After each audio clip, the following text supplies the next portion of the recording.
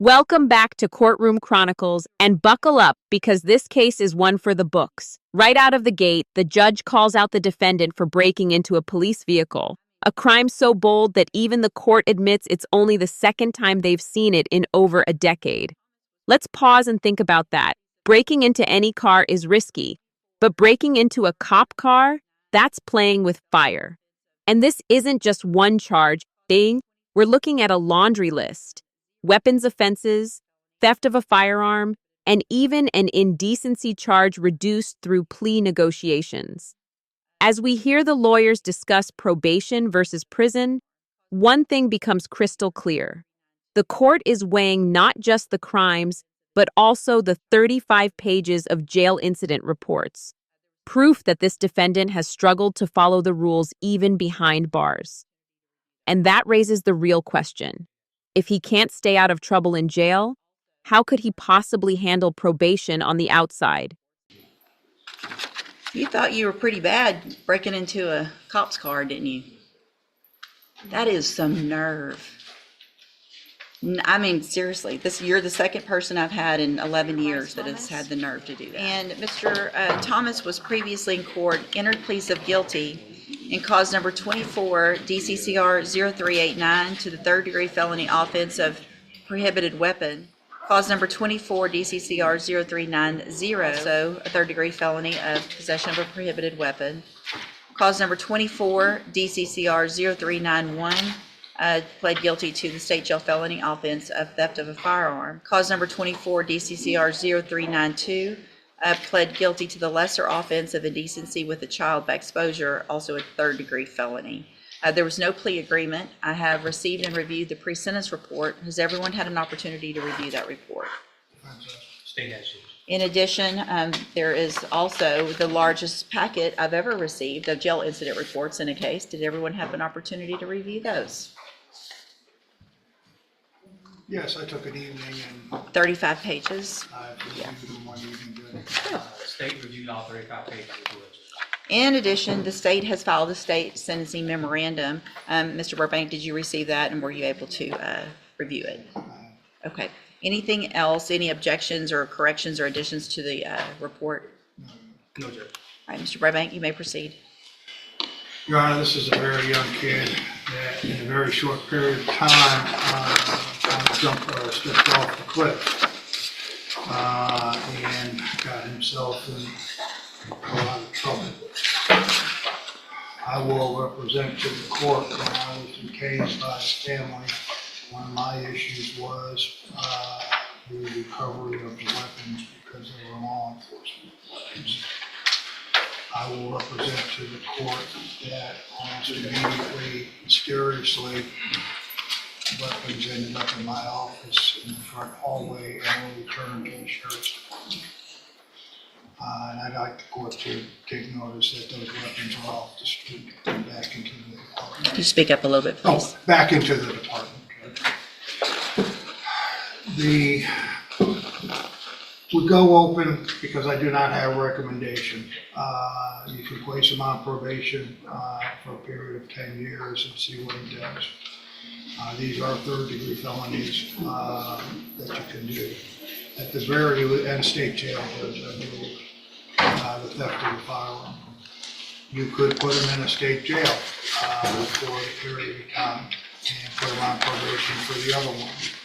I would ask that if you are going to send him to the penitentiary, that maybe in reference to the sexual offense, that you do place him on probation so that you can have some accountability for him once he got out for a period of time.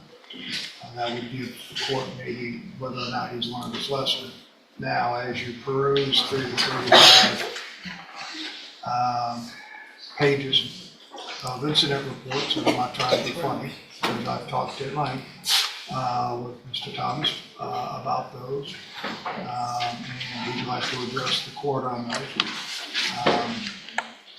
It is what it is, and that's not behavior of whether or not he would be able to follow the court's orders if you can't follow what's going on in jail for a period of time, in reference to on probation. I would ask that the court would ask Mr. Thomas.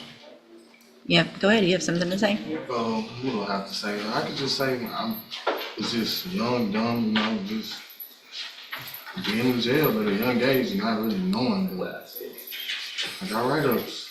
Yeah, but once you get several write-ups, the whole point of growing up is to learn from your mistakes. Yes, ma'am. So if you keep getting write-ups, then you can't just say I'm young and dumb, so I keep getting write-ups.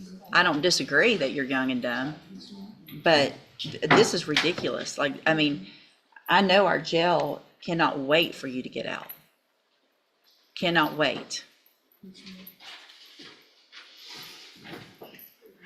Mr. Coleman? Yes, Your Honor, I'll be brief since I put everything, I made the state's position clear in our sentencing memorandum. I'd like to briefly shift the focus from the write-ups to the underlying facts in the state's position, Yeah. which I believe are. Stealing out of cop cars. Stealing from patrol vehicles, at least 2 patrol units, Your Honor. Detective Matt Dixon is here if you want to hear more details of the detective. But Your Honor, I think the audacity, the boldness to steal these weapons from a police car goes to show what exactly the nature of this defendant is and what we're dealing with here. And even more than that, Judge, it appears from the underlying facts that the defendant may be implicated in a series of other car burglaries. We've got a Glock switch that converted one of those weapons into a fully automatic weapon. He was conspiring with another juvenile, a 16-year-old, to steal the weapons, which a photograph is attached to my sentencing memorandum if you've seen it. This was nothing less than an arsenal that these kids amassed, Judge. I shudder to think what could have become of these weapons if they would end up in the hands of other criminals, if they could have been used against law enforcement, Your Honor. Long gone are the days where there's a low caliber Saturday night special that these kids use, in some type of a crime. They are loaded for bear with fully automatic weapons. I'd ask the court to make an example out of this defendant. He benefits from not having a criminal history to speak of, but Your Honor, this is beyond the pale. I'd ask you to send him, do 2 things, a split sentence in this case. Sentence him to prison for what he's done, and then following that, a consecutive probation period so that we can continue to monitor him and supervise him after he's released from prison. Thank you, Your Honor.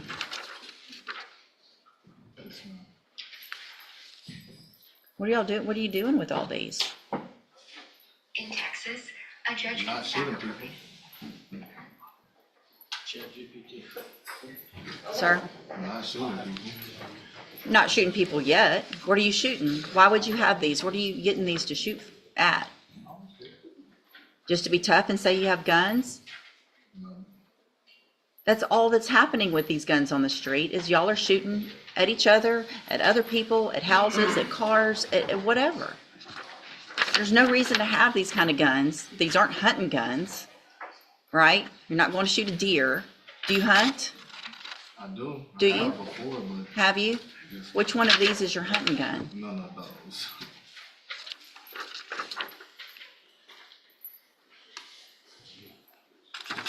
You thought you were pretty bad breaking into a cop's car, didn't you? That is some nerve. Seriously, you're the second person I've had in 11 years that has had the nerve to do that.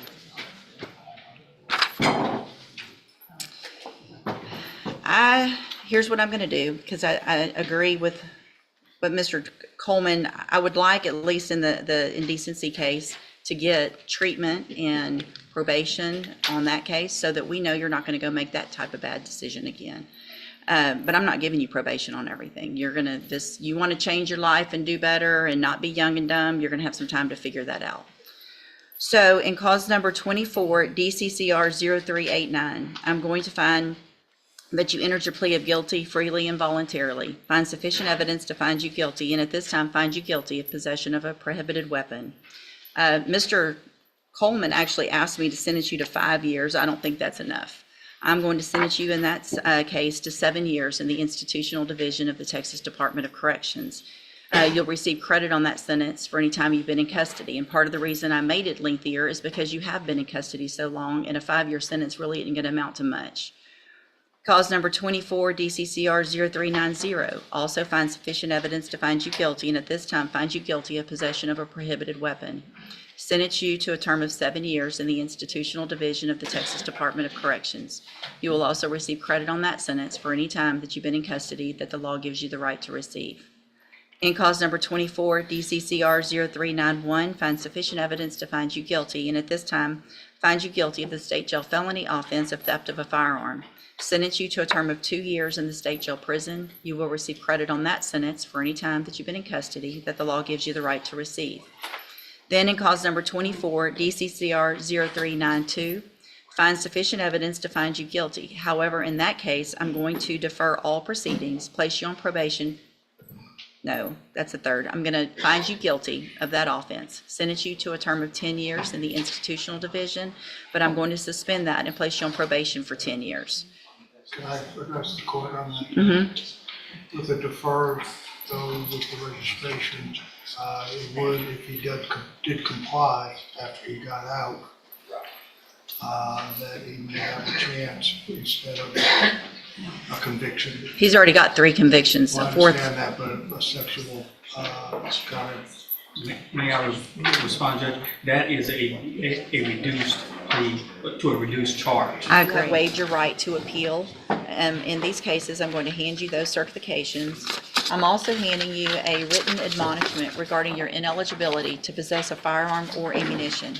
Because of the judgments entered against you, you're ineligible under Texas law to possess a firearm or ammunition. Possession of a firearm or ammunition could lead to charges against you. Firearm is a legal term, and you should read that written admonishment I provide you to see what devices qualify as a firearm. If you have questions about the laws that make you ineligible to possess a firearm or ammunition, or about how long that lasts, you can talk with Mr. And there it is.